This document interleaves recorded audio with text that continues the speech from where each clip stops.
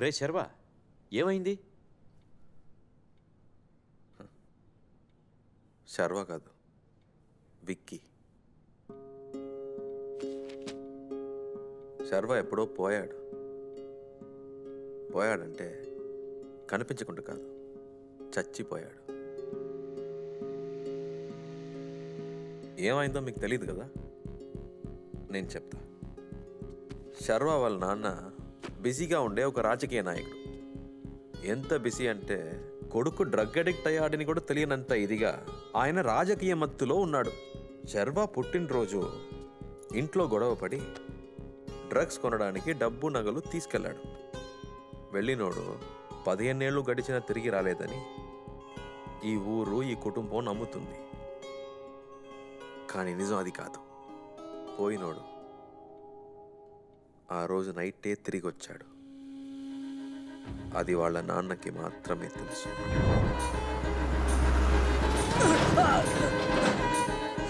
మత్తులో మునిగిన కొడుకు తండ్రి ముందు నిలబడ్డాడు. వయసైన తన తల్లిని తోసేశాడన్న కోపం కొడుకుని అలా చూసిన తండ్రికి కోపం రెట్టింపైంది.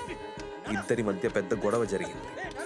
ఆ గొడవలో పొరపాటును కావాలని శర్వాన్ని చంపేశాడు. Election time. విషయం బయటికి తెలిస్తే ఏం అవుతుందో అన్న భయం, పదవి మీద ఆశ. అక్కడే ఆ రాజకీయ నాయకుడు క్రిమినల్గా మారాడు.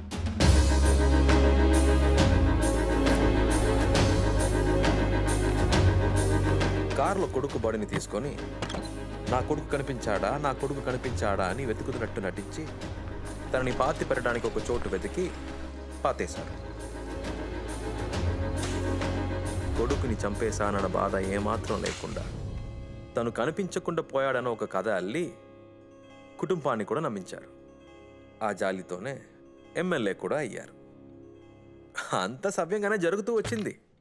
సడన్గా ఒక రోజు ఆ అబ్బాయిని పాతిపెట్టిన చోట రిసార్ట్ కడుతానని ఒకడొచ్చాడు.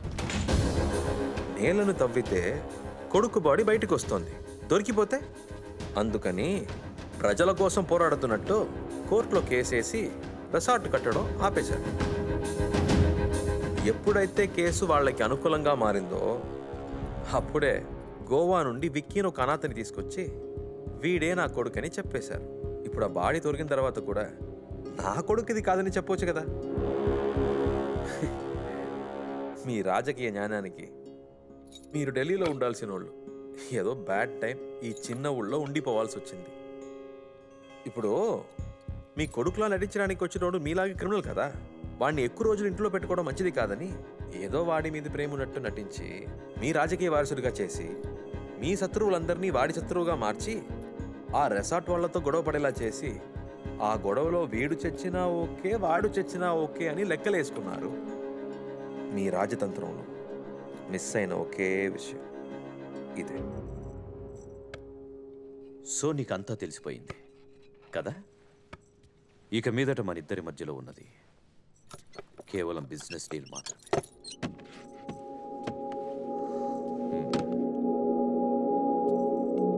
నీకు రావాల్సిన డబ్బు, నీకు సంబంధించిన డీటెయిల్స్ అన్నీ ఈ పెట్టెలో ఉన్నాయి. నీ వల్ల నాకు ఎటువంటి ఆపద రానంత వరకు నా వల్ల నీకు ఎటువంటి ఆపద రాదు. ఏం బెదిరిస్తున్నావా? నీ రాజకీయ లాభం కోసం కన్నా కొడుకునే చంపావు. నువ్వేమైనా చేస్తావు. మీ నుండి మీ కుటుంబాన్ని కాపాడడానికి నేను జైలుకి వెళ్ళినా పర్లేదు, నిన్ను మాత్రం వదిలిపెట్టను.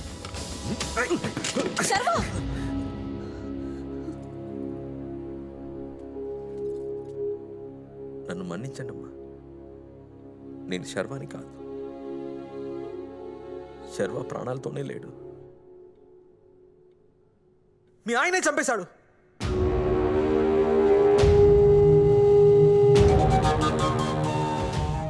మీకు కూడా తెలుసా? నేనేదో మీ అందరినీ మోసం చేస్తున్నాను అనుకున్నా. మొగుడు పిల్లలిద్దరు కలిసి నన్ను మోసం చేశారా?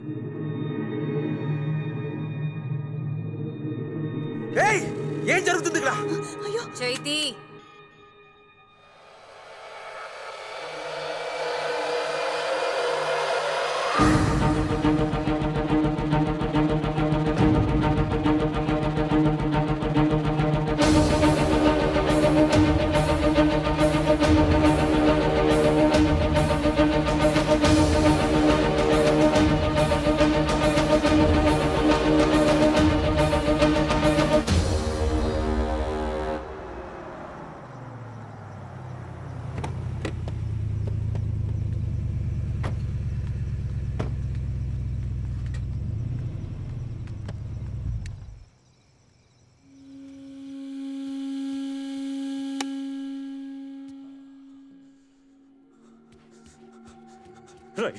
అన్యాయంగా నానమ్మని తోసేసావు కదా.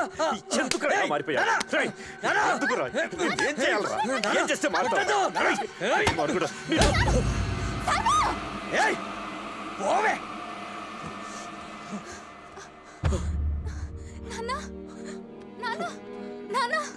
వద్దు నాన్న, ఏం కాదు నాన్న, ఏడవకండి నాన్న, ప్లీజ్ నాన్న, ఏడవకండి. నిన్ను పెంచినట్టే వాడిని కూడా పెంచానమ్మా. కానీ వాడు ఎందుకు ఇలా తయారయ్యాడో తెలియట్లేదు. నిన్న కూడా ప్రిన్సిపల్ ఫోన్ చేశారు, ఎవరో అమ్మాయి మీద చెయ్యేశాడంట. ఇది ఎక్కడి దాకా వెళ్తుందో తలుచుకుంటేనే బాధగా ఉంది. ఏం కాదు నాన్న. సర్వా, నాన్నని కొడతావా? నీకెంత ధైర్యం రా? ఆ మనిషి ముందు నన్ను కొట్టాడు. ఆయన కొడితే నువ్వు కూడా కొడతావా? అంత పొగరా? నాన్న ఇప్పుడు ఎలా ఉందో తెలుసా? అమ్మని నేను చేసిందంట. నువ్వు నా తమ్ముడు అని చెప్పుకోవడానికి ఏంట్రా ఇది? దీని వల్లే కదా నువ్వు ఇలా తయారవుతున్నావు. నాకు ఇవ్వు. ఇవ్వనురా. ఇవ్వని చెప్తున్నా కదా.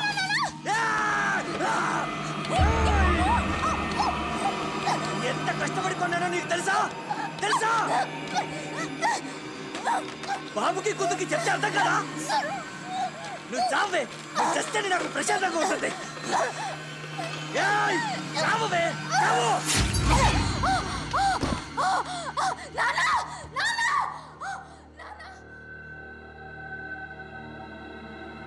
శర్మ, రే శర్మ,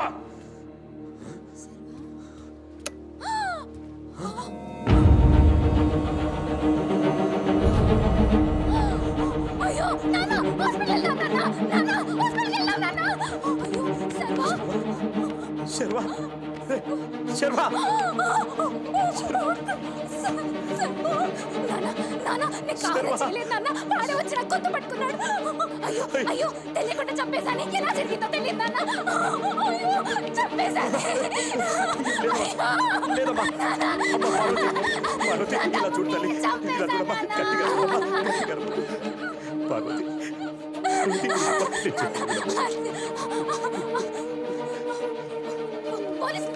అయ్యో వద్దమ్మా, వద్దమ్మా, పోలీసులకు పోలీసులకు చెప్పొద్దమ్మా.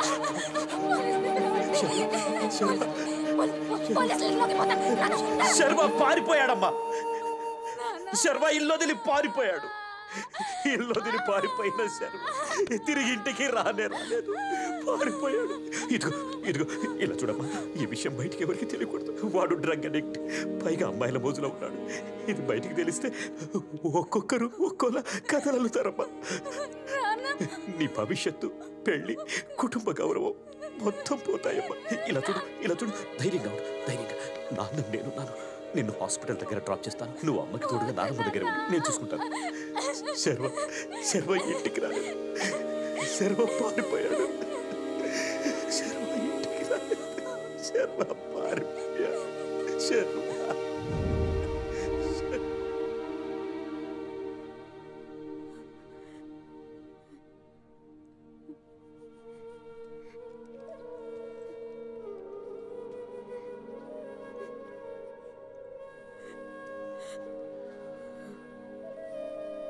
ఈ రహస్యం గుమ్మం దాటి బయటికి వెళ్ళకూడదని నేను ఇన్ని తప్పులు చేశాను.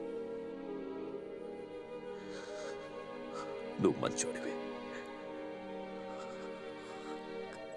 కానీ నాకు నా కూతురు జీవితమే ముఖ్యం. వద్దు నాన్న, మళ్ళీ నేను నా తమ్ముడిని దూరం చేసుకోలేను. ఒక్క తప్పుని చెరపడానికి చాలా తప్పులు చేశాం.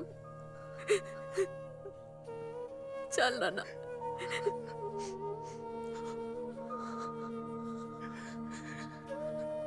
నా కూతురు తెలియక చేసిన తప్పు కోసం 15 సంవత్సరాలుగా శిక్ష అనుభవిస్తోంది. కానీ నేను అన్ని తప్పులు తెలిసే చేశాను. ఏ శిక్ష అయినా నాకే పడాలి. Please please. అయ్యా,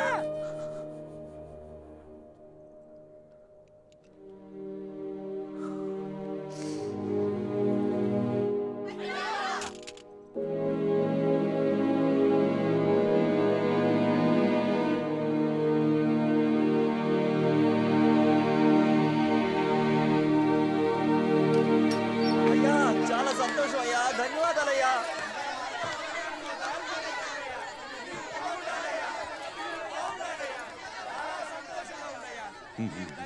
సార్ మనం ఈ కేసులో గెలిచాం సార్. ఇక మీదట ఆ భూమి మన ప్రజలకే సొంతం. అక్కడ హోటల్ కడతాను, రిసార్ట్ కడతాను ఎవరు రావడానికి వెళ్ళలేదు సార్. మీకు ధన్యవాదాలయ్యా. మీరు చల్లగా ఉండాలి, మీ కుటుంబం మొత్తం సంతోషంగా ఉండాలయ్యా. బాబు వచ్చిన ఎలా విశేషమయ్యా? బాబు ఎక్కడయ్యా? బాబుని పిలవండి అయ్యా. బాబుని పిలవండి అయ్యా. బాబుని రమ్మని చెప్పండి అయ్యా.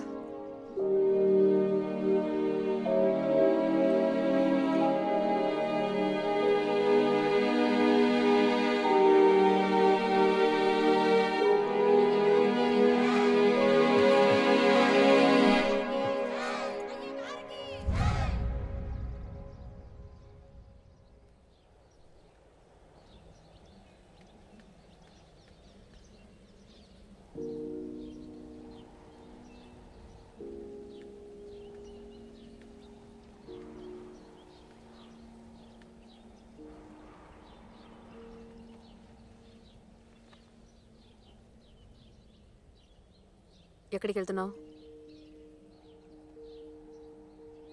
నాకేమైనా కుటుంబం ఉందా? ట్రైన్ ఎక్కడికి వెళ్తుందో అక్కడికి వెళ్ళడమే. నేను ఇక్కడే ఉండమనడానికి మాకేం హక్కుంది? నువ్వు ఇక్కడికి వచ్చిన దగ్గర నుండి గొడవలే కదా చూస్తున్నావు. నీ పాత జీవితానికి వెళ్తే సంతోషంగా ఉంటావు. నేను బతికింది కూడా ఒక బతికేనాక. నేను ఎక్కడ పుట్టానో కూడా తెలియదు. కుటుంబం అంటే ఏంటి, అమ్మ అంటే ఏంటి, నాన్న అంటే ఏంటి, తోడ పుట్టినోళ్ళ ప్రేమ ఎలా ఉంటుందో ఇక్కడ వచ్చాకే తెలిసింది. నాకు వీటన్నిటికీ అర్హత లేదక్క.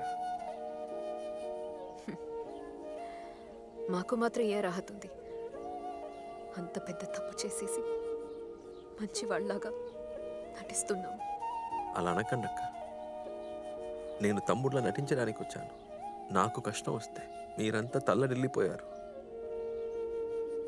అతను తప్పుదారిలో వెళ్ళిన కొడుకు, పొరపాట్లో జరిగిన తప్పు, దాన్ని బయటికి చెప్పుకోలేక ఆ కుటుంబంలో మీరు ఎంత బాధపడుతున్నారో నేను అర్థం చేసుకోగలను. కుటుంబం కాపాడుకోవడం కోసం అందరూ ఎంతో త్యాగం చేయాల్సి వస్తుంది కదా.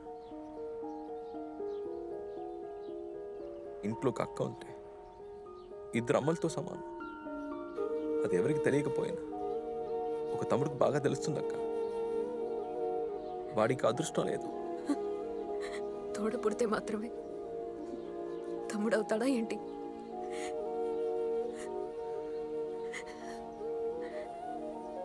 నిజమో అబద్ధమో, నువ్వు వచ్చిన దగ్గర నుండి అమ్మ నాన్న సంతోషంగా ఉన్నారు.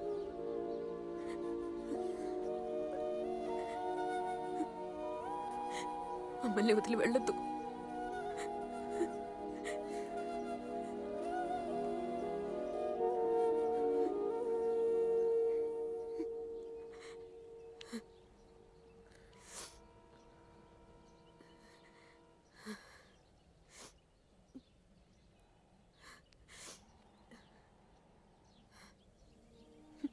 తమ్ముడిని పోగొట్టుకొని ఏడవడం నాకేవి కొత్త కాదు.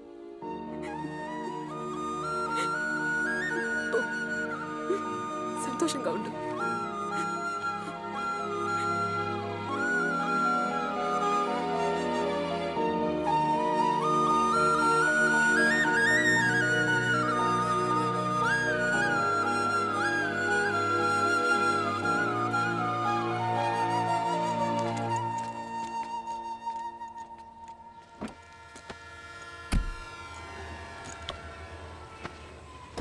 పోలేదా? టికెట్ కొనడానికి డబ్బులు లేవు. నీకోనివ్వనా? నువ్వు అలాంటి నేను వెళ్ళిపోతా. కూర్చో, నోరు మూసుకొని రా.